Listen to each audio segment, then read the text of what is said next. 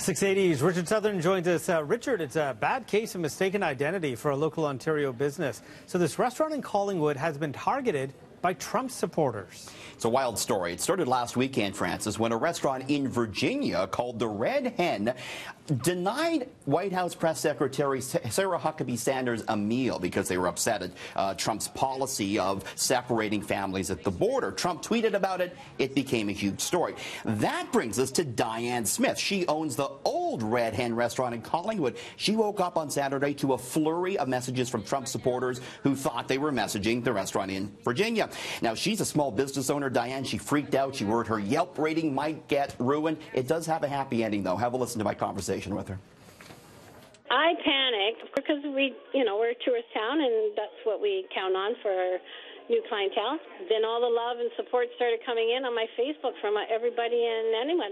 My restaurant's been crazy with people coming in. I just come here to support you. It's been hectic. In a weird way, this whole incident maybe has boosted your business and made you money. But it's just brought to light the politics that got involved, which shouldn't have. Diane, as a restaurateur, if someone walked in and you didn't agree with their politics, would you not serve them as they did down in the States? I would absolutely serve everybody. Would you invite Sarah Huckabee Sanders to come up and visit your restaurant in Collingwood? Sure, I'd love to have her here. Absolutely. So there you go. No At least she's publicity. able to laugh. Yeah, no publicity is bad publicity. Business booming for her now, Francis. Totally. She should use it for sure. I think she is. I don't know if Sarah Huckabee Sanders is going to come up or not, but at least business is good. The invite's there. There you go. So Canada's retaliatory tariffs on U.S. goods are about to go into place. Richard, you're looking at just a few of the items we're definitely going to be paying more for starting next week. Yeah, this has come Canada Day. These are some of the biggest ones I think we're going to notice, and major appliances topping the list: dishwashers, fridges, washing machines. Most of those are made in the United States, and as a result, we'll be looking at a 10% hike on those.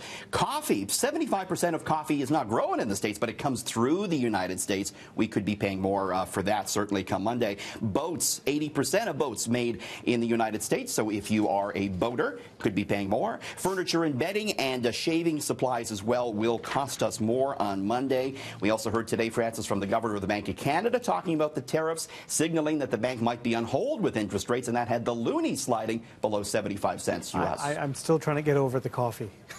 This is going to cost you and I a list. lot of money, Francis. Starbucks coffee, if you buy that in the grocery store, there's going to be a tariff on it. So it's going to cost more. Oh, boy. So amid all this talk about fake news, Facebook Canada has hired independent fact-checkers now to vet news stories. Yeah, got to be a good thing, I think, right? Facebook launching this third-party fact-checking program to root out fake news, provide users with more context on the articles they read. Facebook teaming up with Agency France Presse, which is a French-based fact-checker. They're going to go over all the stories.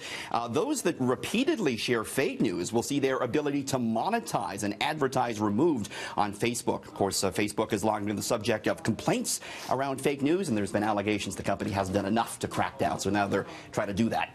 That's good, actually. You know, for a legitimate news organization like us that puts our stories out on Facebook, that's good news. Absolutely. So how important is your job? Am I supposed to ask you this question? That's Where else would you get your fast food news from if not Richie now? Come on. You're absolutely right. But you've been looking into research that claims 40% of all jobs are totally pointless. Is that right? Totally meaningless.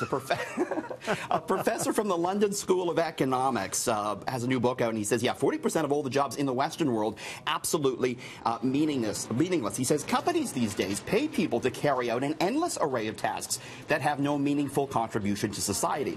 He argues that technology should have made workers more productive, leading to a 15-hour work week. Instead, technology has been used to make people work more in pointless jobs they hate. He cites certain examples from the real world, like a publishing receptionist whose only responsibility was to fill a mid-jar and answer the phone a few times a day. He argues automation has led already to mass employment, but companies have stopped the gap by adding dummy jobs that are effectively made up. Francis, I'm sure they're not talking about this business report, Richard. No, this is a very important, meaningful business report. Now let's move on to the fast food news of the day, Richard. You know me too well. So it's an unusual corporate pairing here. An alcohol and a fast food giant joining forces to bring back What's Up, that most annoying commercial. Yeah, you remember this, right? Oh, sure do. What's up? Yo, who's that? Yo, pick up the phone. Hello? What's that? Hello? Yeah, so Burger King teaming up with Budweiser to bring back this old commercial. They're also offering a Freedom Crown where you have a burger on one side and a beer on the other. It's an interesting pairing because you can't buy beer at Burger King, but the two companies say it's the ultimate pairing for summer. They're trying to make an unusual pairing work there and probably annoying some people with that "What's up?" commercial. It was a great commercial. Let's be honest. It was a certain moment in time, and maybe we did enjoy it back then in 2000. Yeah, 100%. Thank you, Richard. Thanks.